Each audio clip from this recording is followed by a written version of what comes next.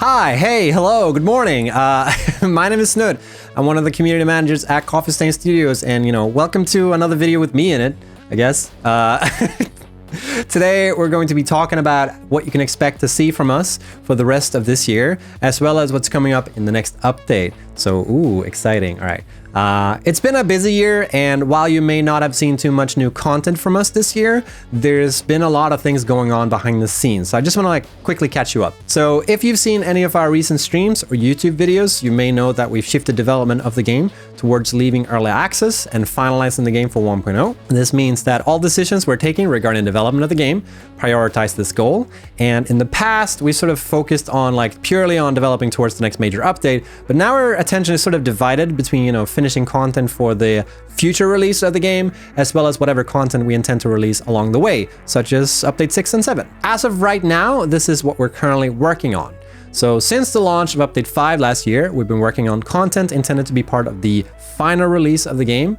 This is new content that we haven't shown off yet and won't show off until the final release of the game. And this includes, but is not limited to, sort of what the functionality of those items that you can pick up in the world is, and Sam and that stuff, and a narrative to be told along with the existing gameplay. The narrative, by the way, is not going to take the center stage or anything like that. It's going to be told sort of on the sidelines of the main game, because Satisfactory is first and foremost a factory building sandbox. While working on this, we're also working on releasing another smaller update this year that we refer to as update 7. And yes, you heard that right. We're planning to release this update this year, so more on that in a bit. We're also working on the map itself. There's still a bunch of work left when it comes to finishing up Massage to ABB, and some of these changes may or may not impact your factories with some, new grown vegetation. We've done this dance before. There will be no new biomes added to the game, but we are planning on removing an area called Paradise Island, because it is right on the border of the map and it's kind of close to the kill plane, and we don't plan to add anything there anyway. So since it's a bit enticing to build there and it's a bit weird with it being so close to the kill plane, we feel that it's probably for the better if we just take it out behind the shed. Another thing of note is that we've decided to revamp the red bamboo fields that were previously marked as being close to finish, so expect some mild to significant changes to foliage and landscape in that area. I've supplied an updated version of the planned map changes we're making, so if you're interested in that, please check the description. And it is yet to be determined sort of when these new world updates will be released, so we'll see.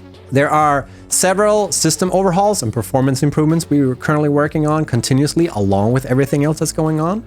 For the most part, these are released alongside the regular updates of the game, but occasionally we made a standalone patches where, we wanted to test something with them or we wanted your feedback on something. So, but yeah, for the most part, every update we release contain a number of fixes for performance and multiplayer anyways, so they tend to go into those. And lastly, we're also working on dedicated server support.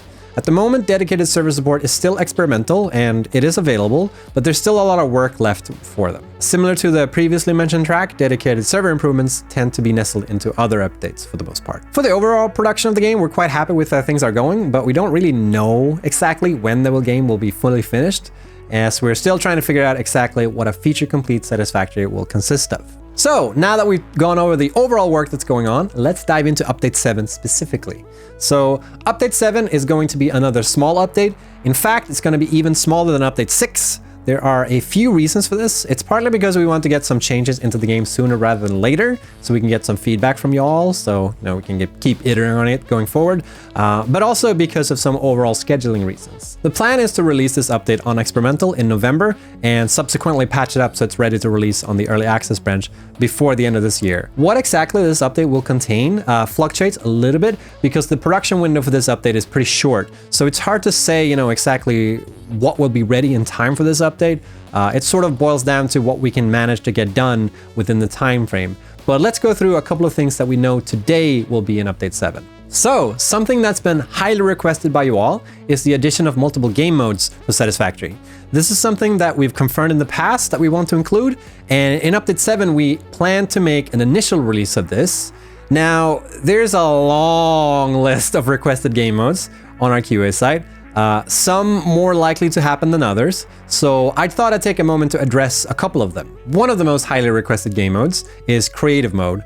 This is something that we intend to add to the game eventually, but not until we're closer to the final release, as we still sort of need to collect feedback regarding the balancing of the game, and we feel that if we introduce a creative mode, it will sort of muddy the waters and potentially get conflicting feedback from most of the player base. So creative mode will come, just not until 1.0 probably. Another popular request is some form of peaceful mode where creatures won't attack the player, and this is going to be available in Update 7. We might extend this a bit in the future, but for this release, we're just going to make it so that you can switch off creature aggression, essentially. For now, peaceful mode will be the only mode included in this update, but there's more coming in the future.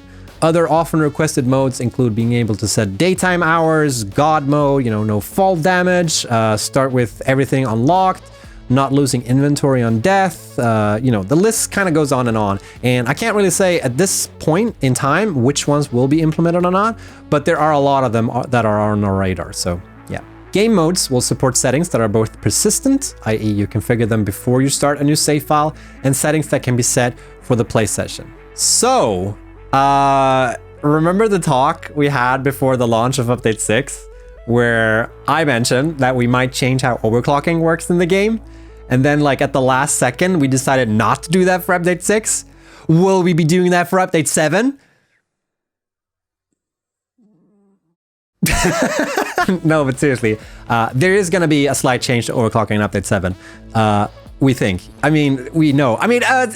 We're still kind of working on this, so I can't give a real update on this at this very moment, because like I said, things are fluctuating a little bit. However, one change we do know we intend to make for overclocking in Update 7 is how overclocking works for power generators. At the moment, overclocking power generators does not affect the fuel to power ratio.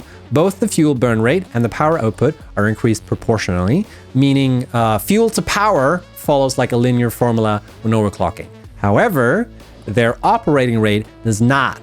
So when overclocking power, you get a mismatch between these two values. So power generators do what we refer to internally as following a linear formula in a stupid way. Mark made sure to tell you that, okay? In Update 7, their operating rate is going to match their power output. It's silly that they don't, and it's just unnecessarily confusing. It's one of those things that we've been wanting to fix for a long time, but we just haven't been able to get around to it until now. With this change, we're also making an adjustment to the nuclear power plant's water requirement. So currently, nuclear power plants require 300 cubic meters of water per minute at 100%, which would become 750 at 250%, quick maths. Which is impossible to deliver with the current pipes, essentially. So we'll be reducing the water to 240 or lower at 100% in the future. This change shouldn't break any existing power setups that you may have. At worst, you'll be delivering too much water to your power plants. So, yay. Another change we're making is regarding the coupons and the Awesome Sync. So in the Awesome Sync, there are now 2 tracks that are used for syncing items. One is for the regular parts of the game, and the other is for organic data capsules crafted from alien protein. This means that there will be a difference in return on effort between the regular parts that you sync and the organic data capsules, giving you another incentive sort of for dealing with the local fauna. So regardless of how many points you've synced in the Awesome Sync by now, you'll still get a fair number of coupons for the capsules since their points accumulate on their own track. In the future, we're also planning on rebalancing the coupon costs for the Awesome Shop in general. There's also a couple of quality of life improvements coming in this update, with the most significant being that we've improved sort of how conveyor belt building works, and we've implemented so that snapping to walls and foundations will automatically switch to the wall mount, and drumroll, we've added ceiling mounts for conveyor belts. Exciting times, all right? I don't know why I'm downplaying that feature, because it is kind of sweet, actually. I also want to mention that I think I said in the last video that we were planning on releasing a couple of more updates to creatures in Update 7. Spoke too soon, because, yeah, that will likely not happen. It will probably happen later down the line. It's partly because there were some dependencies or something in the work that goes into the world changes I mentioned previously. So we'll see when those creature changes make it in. There'll also be a couple of bug fixes and performance improvements coming in Update 7 as usual. But apart from that, these are sort of the things that you can sort of expect in this update. There might be 1 or 2 more features added if we have time, but, that's it for the most part. So yeah, I just want to kind of set expectations here. This is a small update. And lastly, I want to mention a little bit something about Fixmas, our seasonal event that we run at the end of the year. A lot of folks have asked us recently if we're doing Fixmas this year as well, and the answer is yes, we are. But because this update is coming so close to the end of the year, we'll most likely be so wrapped up with that, so we won't be able to make like any new additions to Fixmas this time around. So this year's seasonal event will pretty much be a rerun of last year's Fixmas, but I think it's still going to be pretty exciting. And on that note, we're going to round off this video. Hopefully you feel informed about many things. You know, there'll be more videos coming up, keeping you up to speed regarding the work that goes into Update 7. So hit that old subscribe button if you want. But, you know, that's up to you, though. You know, you're your own castle. I don't want you to feel like I'm pressuring you or anything like that. You know, take your time, think it over. You know, I'll love you regardless of your decision. Thanks so much for watching. Take care. Goodbye.